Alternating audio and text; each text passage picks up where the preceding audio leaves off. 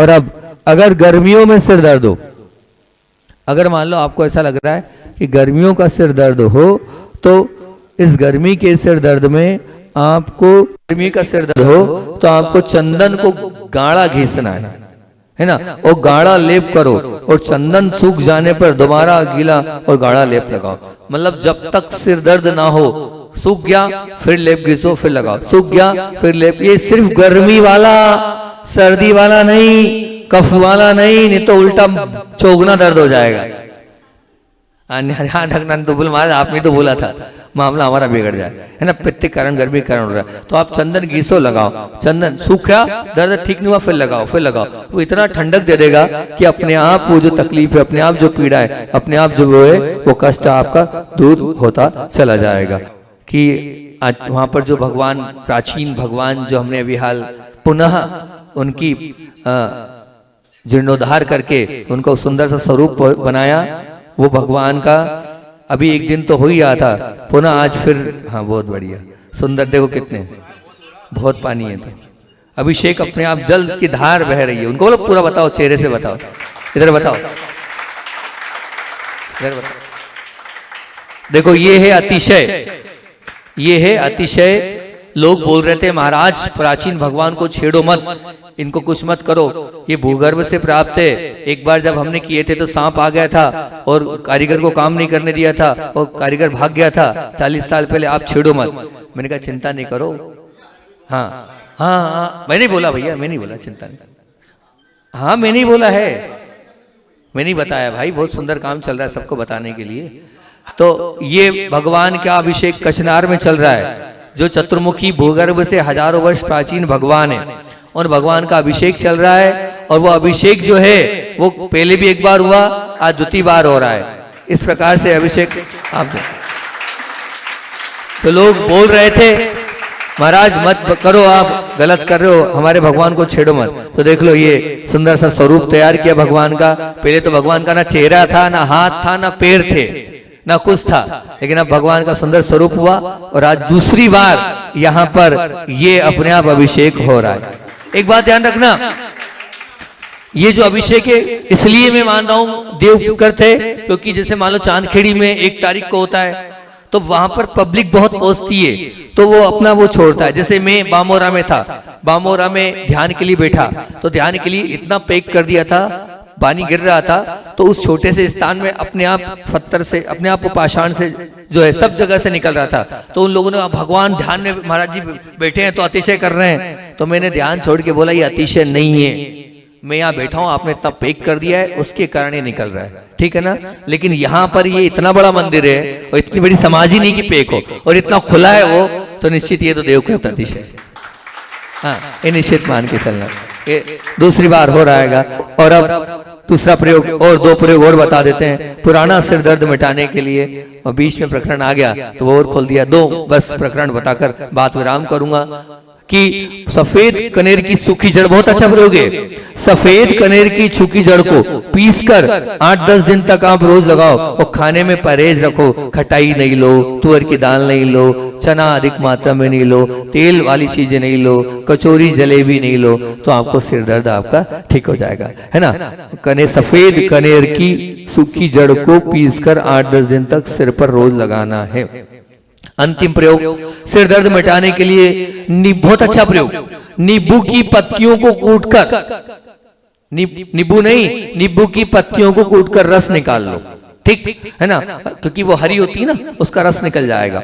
और लो और नाक में उसको सूंघो, उसको लो और नाक को सूंघो। जिन्हें हमेशा सिर दर्द बना रहता है, प्रति माह आप इसको अगर 2 बार भी इसका उपाय करोगे, तो मतलब सिर दर्द ना भी हो, अब इसका उपाय करोगे तो आपका सिर दर्द चला जाएगा। अब आपको एक बाम, दो तरह की बाम है और 2-3 तरह के तेल हैं जो आप घर में बना सकते हैं, बड़े सरल सहज हैं और इतने उपयोगी हैं। उनकी चर्चा में अब आपसे कल करूंगा, ठीक है ना। काकी बात तेल और वो सब कल बताऊंगा। और मैं आज वर्टिगो के मूड में था, लेकिन अब मैं कल जहां बोलूं या परसों जहां बोलूं वहां वर्टिगो का मैंने विषय तैयार करके रख लिया है। वर्टिगा वाला चक्कर आने की इनकी मांग थी, उस पर कल परसों बोल दूंगा।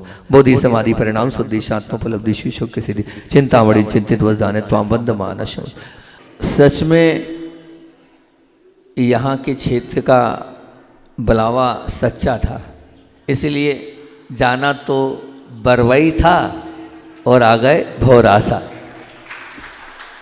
कोई भी कहीं से लेके कहीं भी आगे के हमारे प्रोग्राम में भौरासा का नाम नहीं था। हम सोच तो रहे थे जब हम वहाँ थे मल्हारगढ़ में, तो मल्हारगढ़ ने कहा एक भाई भौरासा में है और एक भाई मल्हारगढ़ में। तो हम समझ नहीं पाए उनकी बात को। बोले फिर बाद में उन्होंने बताया, बोले जैसी प्रतिमा भौरासा की है वैसी ही प्रतिमा सेम मल्हारगढ़ में देखने को मिलती है। और ऐसा भी सुना वही सन एक साथ प्रतिष्ठित है कि एक साथ प्रतिष्ठित है कि अलग अलग?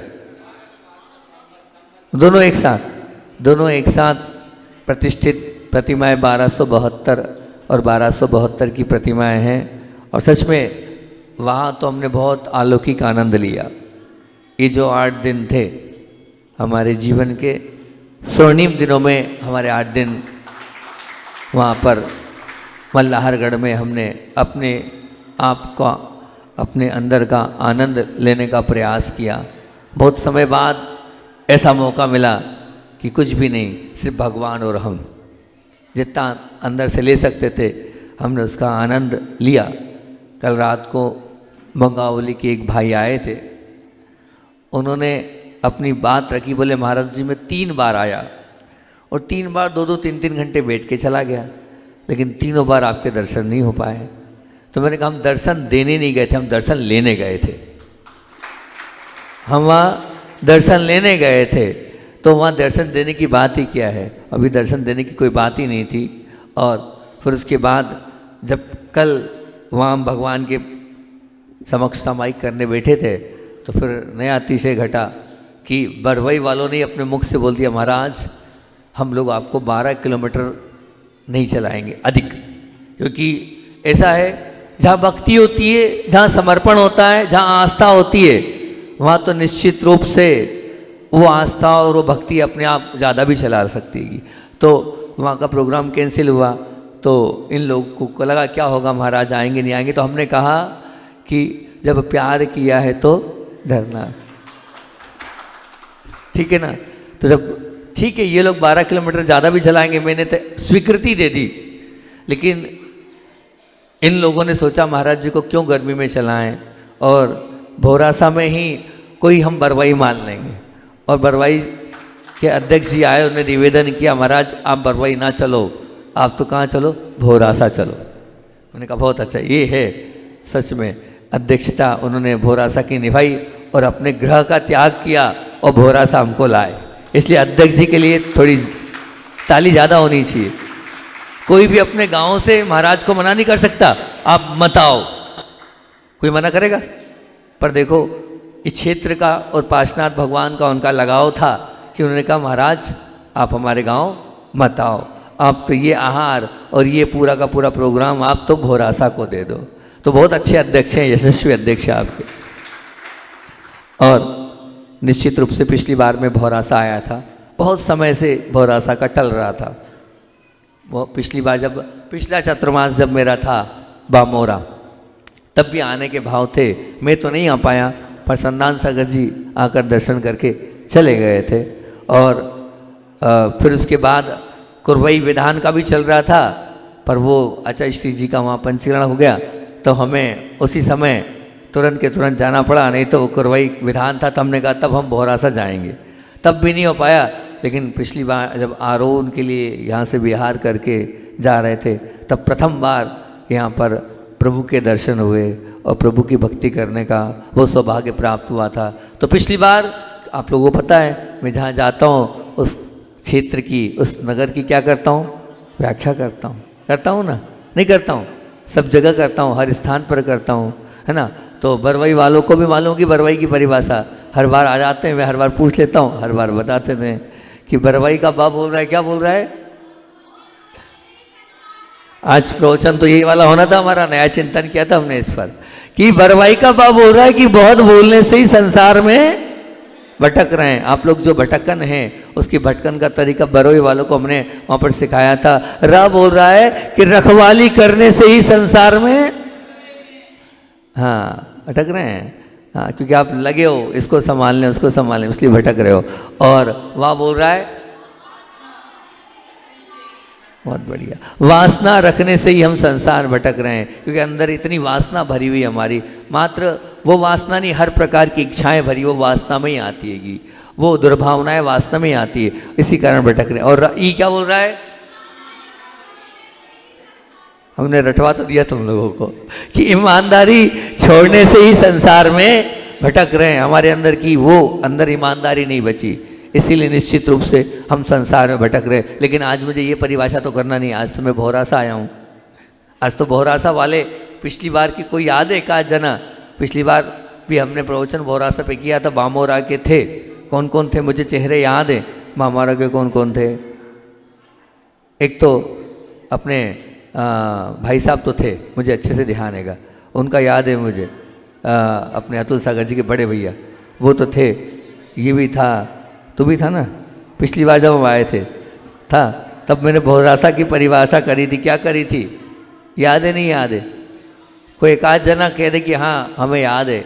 अध्यक्ष जी कहाँ गए, याद है नहीं याद है? नहीं याद है।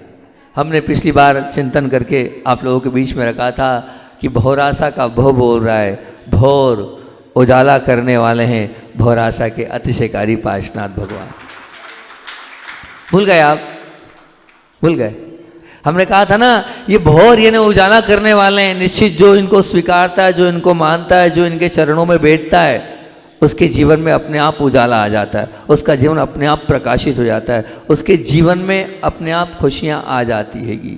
क्योंकि ये जो प्राचीन भगवान हैं, ये प्राचीन भगवान अपने दिव्य प्रभा, अपने दिव्य ऊर्जा और आकर्षण के माध्यम से हमारे जीवन को उज्जवल और बहुत सुंदर बना सकते हैं। और जब हम आते हैं तो अपने आप ऐसे भगवान को देखकर नतमस्तक हो जाते हैं, और जब आते हैं तो अपने आप यहाँ आने के बाद परिणामों में निर्मलता आ जाती है और प्रकाशित निश्चित रूप से अपना जीवन होता ही है। पहले तीनों बोल दूँ, नहीं तो एक कोई बोलूँगा तो दो रह जाएगी। पहले पूरी परिभाषा आपको याद करा दूँ।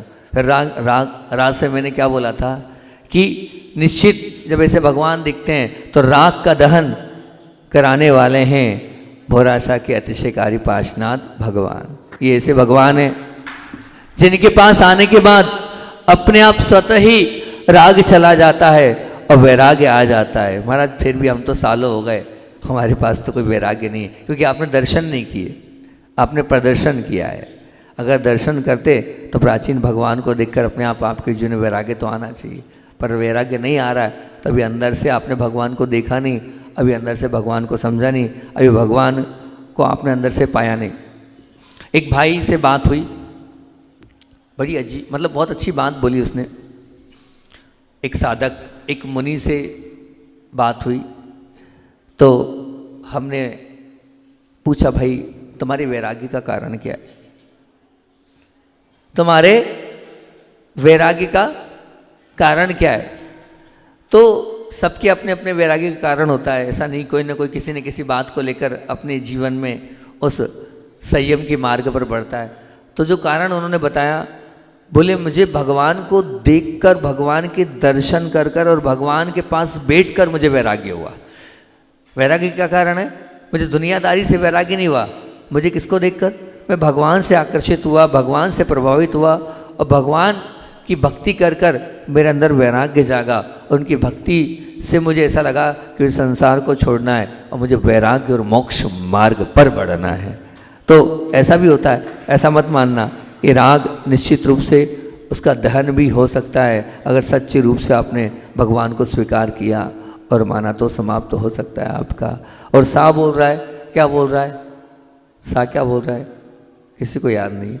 सार संसार का, सार संसार का बताने वाले हैं भौरासा के अतिशयकारी पाशनाथ भगवान। आपने अच्छे से दर्शन कर लिए, अच्छे से प्रभु की भक्ति कर ली, तो यहाँ पर बैठकर आपको सार भी मिल जाएगा। क्योंकि तो मैं क्या बोल रहा था, पिछली बार मैं आया था और जब पहली बार आया था पिछली बार, तो यहाँ शाम को मैं ध्यान करने बैठ गया था। तो ध्यान करके उठने की इच्छा नहीं हुई। बहुत सारे लोग आए थे बामोरा के, और देख देख कर क्या हो गए, चले गए कि महाराज जी क्या करने बैठे हैं, ध्यान करने बैठे हैं, उठने का नाम ही नहीं ले रहे हैं। तो मैं क्या करूं? या मुझे सार समझ में आ रहा था कि भगवान के चरणों में बैठ के ही संसार का सार समझ में आएगा, और ऐसे अतिशयकारी भगवान के समक्ष अगर बैठने का सौभाग्य प्राप्त हो रहा है तो उसको क्यों छोड़ें, उसको क्यों हम अलग करें। निश्चित रूप से ये भगवान है तो अतिशयकारी। अगर हमने इन भगवान को पाकर और इनके दर्शन कर कर और इनकी भक्ति कर कर अपने आप को पा लिया तो समझ लेना हमने बहुत अच्छा पा लिया। और जैसे मैंने कहा कि भोर अर्थात उजाला कराने वाले हैं भोर आशा के अतिशयकारी भगवान। तो आप ये माने कि सच्चे अगर आप भगवान के भक्त हैं और अगर आपकी सच्ची भगवान के प्रति भक्ति है, अगर सच में आपके अंदर आस्था है, तो आपका जीवन इनके दर्शन से अच्छा बनना चाहिए, इनके दर्शन से सुधरना चाहिए। इनके दर्शन करने के बाद आपके जीवन में कुछ न कुछ सुधार आना चाहिए, तब तो हम मानेंगे कि हम अपने जीवन को अच्छा बना पाएँ। और नहीं तो हम वहीं के वहीं हैं और हम अपने जीवन को हम कुछ नहीं कर पा रहे हैं, अपने जीवन में कुछ अपने आप को बढ़ा नहीं पा रहे हैं। और मैंने जो राग की बात करी है कि निश्चित रूप से राग का दहन होता है। कब होता है? इन भगवान के दर्शन करने से। तो राग का दहन जब होगा, कब होगा राग का दहन? आपसे पूछें महाराज जी हम गृहस्थ अवस्था में और अपने राग को कैसे छोड़ें, तो मैं एक ही सूत्र बोलता हूं। जब ये प्रश्न आता है तो इतना सा नियम ले लो, छोटा सा नियम, ज़्यादा बड़ा नियम नहीं है, कि जब भी किसी क्षेत्र पर जाएं, जब भी किसी ऐसे भगवान के चरणों में बैठें, तो आप इतना सा नियम आज लेके जाओ यहाँ भगवान के चरणों में बैठकर कि हम 2, 3, 4, 5 मिनट जितना होगा उतना आंख बंद करेंगे और सिर्फ ये बोलेंगे। क्या बोलेंगे? शरीर अलग है और आत्मा अलग है। क्या बोलेंगे? क्या बोलोगे? क्या बोलोगे? सिर्फ आपको इतना सा बोलना है, शरीर अलग है और आत्मा अलग है। इतना सा चिंतन करना है। आप मानते तो हो कि शरीर अलग है, लेकिन जानते नहीं हो, अनुभूत नहीं कर पाते हो। इसकी अनुभूति लेना है। और आपको बताएं इसकी अनुभूति कहाँ आती है? ऐसे क्षेत्रों पर आती है। जब ऐसा वातावरण मिलता है, जब ऐसा अपने आप माहौल मिलता है, जब ऐसे प्राचीन भगवान मिलते हैं, तो आप इतना सा नियम ले लो कि जब जब प्राचीन भगवान मिलेंगे, जब जब प्राचीन भगवान दिखेंगे हमें, तब हमें क्या करना है? 2-3 मिनट का मेडिटेशन करना है। आंख बंद करके हाथ पर हाथ रख के क्या बोलना है? शरीर अलग है। बोलोगे? बोलो, आज से नियम ले रहे हो? हाँ बिल्कुल बोलोगे ना? बोलोगे? बोलना कायम है, अंतरंग में बोलना है। अंतरंग में जब उतरोगे तभी उसका आनंद ले पाओगे, और अंतर में नहीं उतरोगे तो सिर्फ मात्र पिकनिक बनाओगे, हंसी करोगे, खेखे करोगे और चले जाओगे।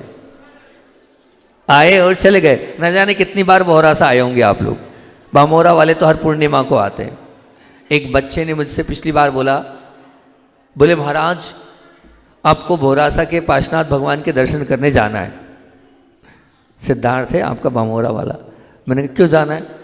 महाराज जी मैं हर पूर्णिमा को जाता हूँ, हर पूर्णिमा का मेरा नियम है, और हर पूर्णिमा कर जाकर अभिषेक करता हूँ भगवान का और चरण छू के आता हूँ।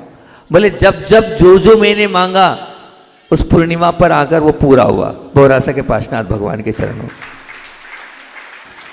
ये तो आपने मांग लिया और भगवान ने दे दिया, लेकिन मैं मांग रहा हूं आप मुझको वो दे दो।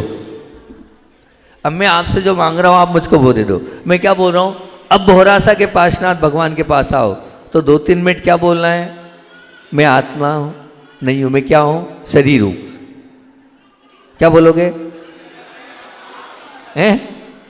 मैं आत्मा नहीं हूं, मैं हूं शरीर। क्या हूं? अरे बोलो ना, क्या बोलना है? क्या बोलोगे भैया? बोल अनुभव, क्या बोलेगा? है नहीं, मैं जो बोल रहा हूं मैं आत्मा, मैं शरीर हूं। हैं? सच में इतना सा कर लेना आप 2-3 मिनट का, भले ही मस्ती करना, हंसी मजाक करना, कोई दिक्कत नहीं, लेकिन 2-3 मिनट बैठकर बार बार। पिछली बार 1 घंटा मैंने इसी पर पूरा ध्यान किया। पिछली बार जब मैं बैठा था ना, तो मैं आपको बता रहा हूं मैंने इसी स्टेप को किया। मैं श्वास ले रहा था तो मैं यही भावना भरा मैं शरीर नहीं हूं, और जब सब मैं आत्मा हूं। मैंने इसी स्टेप को बहुत 1 घंटे तक लगातार किया, बहुत विशुद्धि बढ़ी। इसलिए वो चीज़ मुझे याद है, इसलिए मैं आपके सामने वो रख रहा हूँ। इसी स्टेप को मैंने 1 घंटा सवा घंटा लगभग किया होगा कि मैं शरीर नहीं हूँ। मैं जब सांस ले रहा था तो मैं बोला मैं शरीर नहीं हूँ, मैं जब सांस छोड़ रहा था तो मैं आत्मा हूँ। क्या श्वास लेते वक्त मैं शरीर नहीं हूँ और श्वास छोड़ते वक्त मैं क्या हूँ? अगर इतना सा आपने सच में भान कर लिया तो यहाँ पर आने का और यहाँ के दर्शन करने का आपको सच में जो परिणाम मिलना चाहिए वो मिलेगा। वो आपके जीवन में अपने आप घटता चला जाएगा। हम जाते तो हैं लेकिन दर्शन नहीं कर पाते हैं, करते हैं भगवान को देखते होते हैं, लेकिन जो परिणामों में निर्मलता आनी चाहिए वो नहीं आ पाती है। जो विशुद्धि बढ़नी चाहिए वो विशुद्धि नहीं बढ़ पाती है। तो उस विशुद्धि को बढ़ाने के लिए हमें आँख बंद करके बैठना होगा और इस सूत्र को अपनाना होगा। जब इस सूत्र को आप अपनाओगे तो बहुत आनंद की अनुभूति होगी। एक और आपको बता दूं कि मेरा ये प्रिय मंत्र है, मैं ध्यान में भी इसको कभी कभी ले लेता हूँ। जब सुबह शाम ध्यान कराता हूँ तो कभी कभी इस मंत्र को लेता हूँ, श्वास लेना और श्वास छोड़ना। मैंने एक बालक से ये कहा कि तुम्हें इसको करना है, करने के बाद तुम अपने जीवन में बहुत अच्छा पाओगे। वो बोले मुझे ध्यान नहीं बनता। तो मैंने उससे बोला नहीं बनता कोई बात नहीं, तुम्हें ओंकार की ध्वनि आती है? बोले हाँ आती है। मैंने कहा बस तुम ओंकार की ध्वनि करना, ओ को कंठ से, माँ को नाक से, 2-5 मिनट ये करना और बस ये करना मैं शरीर नहीं हूँ मैं आत्मा हूँ, है ना, ये करना। अब सुनना, देखो जो भक्त होते हैं ना वो गुरु की बात मानते हैं और जीवन में अपनाते हैं। उस बालक ने हमारी बात मानी और उसकी सबसे बड़ी कमी एक थी, वो ये थी, और सबके अंदर है वो कमी, आप सबके अंदर है वो कमी, मान के चलना। वो सबसे बड़ी कमी ये थी कि बहुत जल्दी गुस्सा आ जाता था उसको, बहुत जल्दी क्रोध आ जाता था। मतलब सहन, कोई जरा सा कुछ बोलेगा नहीं वो व्यक्ति बिल्कुल उस पर चढ़ जाता था। इससे वो खुद परेशान था। क्यों परेशान था? क्योंकि वो गुस्सा कर लेता था, उसके बाद उसको लगता था मैंने गलत कर लिया। फील तो होता है, जो अच्छा होता है ना उसको फील होता है कि मैंने गलत कर लिया, ये मुझे नहीं करना था पर मुझसे हो गया, अब मैं क्या करूं, अब हो तो जाता है। तब मैंने उससे कहा ये करना, उसने, उस बालक ने किया तो उसका ये परिणाम था। बोले महाराज जी वो मेरी पहले 5 मिनट बैठता था, फिर 7 मिनट बैठा, फिर 10 मिनट बैठा, फिर 15 मिनट बैठा। उसका जो सच्चा परिणाम ये कि मेरे जीवन से गुस्सा समाप्त हो गया। ये उसका अनुभव कि बोले मैंने कुछ नहीं किया, सिर्फ इतना सा मंत्र किया। आपने कहा ओंकार ध्वनि करना, मैंने 25-30 बार, कभी कभी 50 बार ओंकार ध्वनि करी और फिर यही बोला मैं शरीर नहीं हूँ मैं आत्मा हूँ, मैं शरीर नहीं हूँ मैं आत्मा हूँ। बोले क्या पता क्यों, ये क्या ऐसा मंत्र है, ऐसा कौन सा प्रभाव आया, मेरा गुस्सा डाउन हो गया। बोले अब मैं परिस्थितियों को लेकर क्या पता सरलता और सहजता मेरे अंदर आ जाती है। एलोरा का बालक है वो, क्या हो जाती है? बोले अपने आप सरलता और सहजता मेरे अंदर आ गई है और मैं एकदम अपने आप को ऐसा महसूस करता हूँ अभी इतनी जल्दी मुझे गुस्सा नहीं करना है। तो अब हो सकता है इस महामंत्र में ताकत है। तो मैंने कहा इस मंत्र में ताकत है? तो बोले इस मंत्र में ताकत नहीं है, बोले आपके आशीर्वाद में ताकत है। आपने कहा था तू कर ले तेरा अच्छा हो जाएगा और तेरा ये सच में समाप्त हो जाएगा। बोले बस वो आपके शब्द लग गए और मैंने किया और मेरे जीवन से गुस्सा निकल गया, क्रोध निकल गया। और मैं बड़ी परिस्थितियों में जब आता तो अपने आप को बहुत, उन सब परिस्थितियों में अपने आप को एडजस्टमेंट करने के स्वभाव वाला आ गया। तो आप लोग चाहते हो अपने जीवन का क्रोध समाप्त करना? चाहते हो? बोल भैया, ओ भाई हंस रहा है, ए चाहता गुस्सा शांत करना? पक्का? पक्का। तो आज आपको इस दरबार में ये नियम लेके जाना है, ठीक है ना? क्या नियम लेके जाना है? भले ही आपके अनुसार 2 minute, 3 minute, 5 minute, 10 minute, 15 minute, जब भी कभी कोई प्राचीन क्षेत्र पर जाएंगे, जब भी कोई प्राचीन भगवान, आपके बड़े बाबा तो प्राचीन है बामोरा वालों के, तो फिर आपको रोज करना पड़ेगा, बामोरा वालों को रोज करना पड़ेगा। भले ही नमोकार मंत्र की माला मत, मैं नमोकार मंत्र की माला नहीं दे रहा हूं आपको, ठीक, ये मत करना, लेकिन आंख बंद करके, और जो मैं बता रहा हूं श्वास को लेना है और क्या बोलना है, मैं शरीर नहीं हूं, और श्वास छोड़ना है, क्या हूं मैं, आत्मा हूं। बस इतना सा आपको आज छोटा सा नियम मैं दे रहा हूं, रोज नियम देता हूं, छोड़ता तो हूं नहीं, भौरा सा आए हो तो इतना सा नियम लेके चले जाओ कि जब भी कोई अतिशयकारी क्षेत्र पर जाएंगे, सिद्ध क्षेत्र पर जाएंगे या प्राचीन भगवान के पास जाएंगे, चलो बामोरा वालों को छूट, ठीक है ना, बामोरा वाले कहेंगे रोज रोज नहीं कर सकते हम, तो बामोरा मत करना भाई, और कर लो तो बहुत अच्छी बात है। 2-3 मिनट, 5 मिनट का क्या बोलेंगे, मैं शरीर नहीं हूं, मैं क्या हूं, हो जाएगा सबको नियम, बहुत अच्छा। जो नहीं लेना चाहता वो खड़ा हो जाए, जो नहीं लेना चाहता वो खड़ा हो जाए। सबसे पहले हमारी वो खड़ी हो रही है, करने के लिए खड़े हो रहे हैं। ठीक, सब लोग चाहते हैं, बोलो सब लोग बोलेंगे हाँ या ना तो करो, करोगे? भैया आपको जीवन जीने का तरीका सिखा रहा हूं, यही तो समय सार है।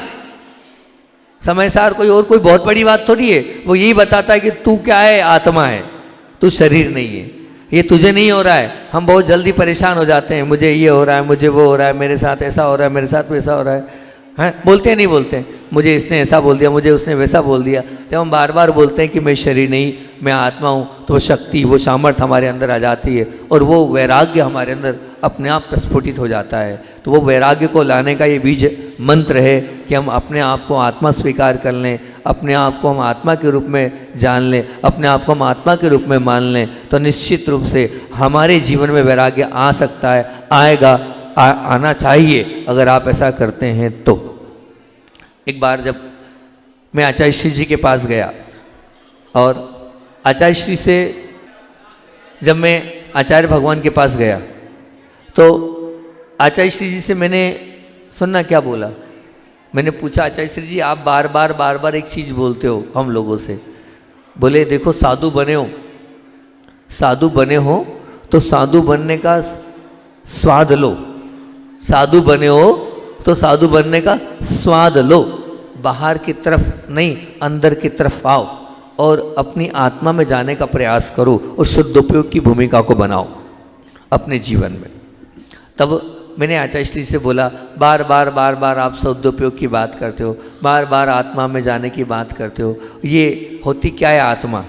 ना तो मैंने आत्मा देखी है और ना मैं आत्मा में जा पाता हूँ, लेकिन आचार्य श्री जी आप इतना लगते हो तो आप बताओ तो सही हम क्या करें जिससे हमें आत्मा मिल जाए। तब आचार्य श्री जी ने यही बोला था, बोले कुछ नहीं करना, आत्मा में जाने का छोटा सा तरीका है, बहुत बड़ा तरीका नहीं है। आंख बंद करना और आंख बंद करने के बाद अपने आप को आत्मा मानना। अपने आप को क्या मानना? आत्मा मानना। जब तुम अपने आप को आत्मा मानोगे तो अपने आप आत्मा तुम्हें दिखेगी और उस आत्मा से अपने आप तुम्हारा परिचय होगा। अभी तुम्हारा आत्मा से परिचय नहीं हुआ है, इसीलिए जो है तुम्हें ऐसा लग रहा है शुद्धोपयोग कुछ नहीं है। अब शुद्धोपयोग आपके जीवन, एक बात ध्यान रखना, ये मत मानना कि साधु का ही कोर्स है शुद्धोपयोग, नहीं। शुद्धोपयोग भले आपके जीवन में ना कर लगे, लेकिन शुद्ध भावना आपके जीवन में आ सकती है।